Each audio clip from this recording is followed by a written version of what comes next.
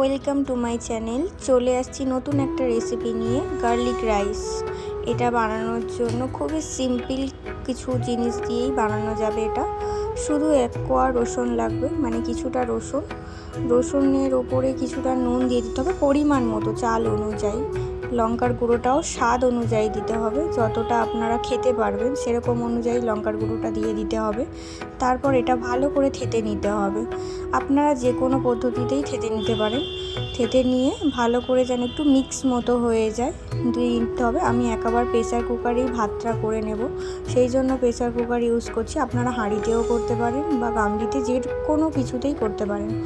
রসুনের যে পেস্টটা করে রাখছিলাম সেটা প্রেসার কুকারের ওপর একটু তেল দিয়ে হালকা মতো ভেজে নেব, যাতে কাঁচা ভাবটা চলে যায়। কাঁচা ভাবটা চলে যেতেই আগে থেকে চাল আমাকে ধুয়ে রাখতে হবে, ভালো করে জল ঝারিয়ে রেখে দিয়েছি।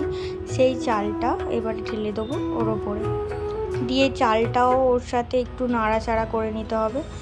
নাড়াচাড়া করে নিয়ে যাতে চালটার ভিতরে মশলাটা ঢুকে যায়, সেই জন্য এপার ওপার করে একটু নেড়ে নিতে হবে।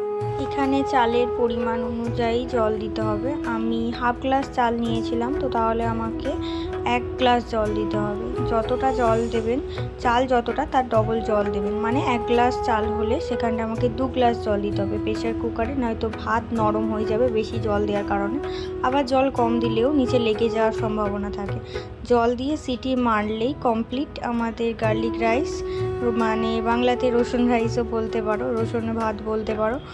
গার্লিক রাইস তৈরি হয়ে গেছে। একটু লেবু ছড়িয়ে দিয়ে একটু ধনেপাতা পরিবেশন করুন এই গার্লিক রাইস। খুবই সুস্বাদু খেতে। এটা সিম্পল ভাবেই খুব সুন্দর একটা পদ্ধতিতে এই রান্নাটা করা যায়, খুবই সুন্দর লাগে খেতে।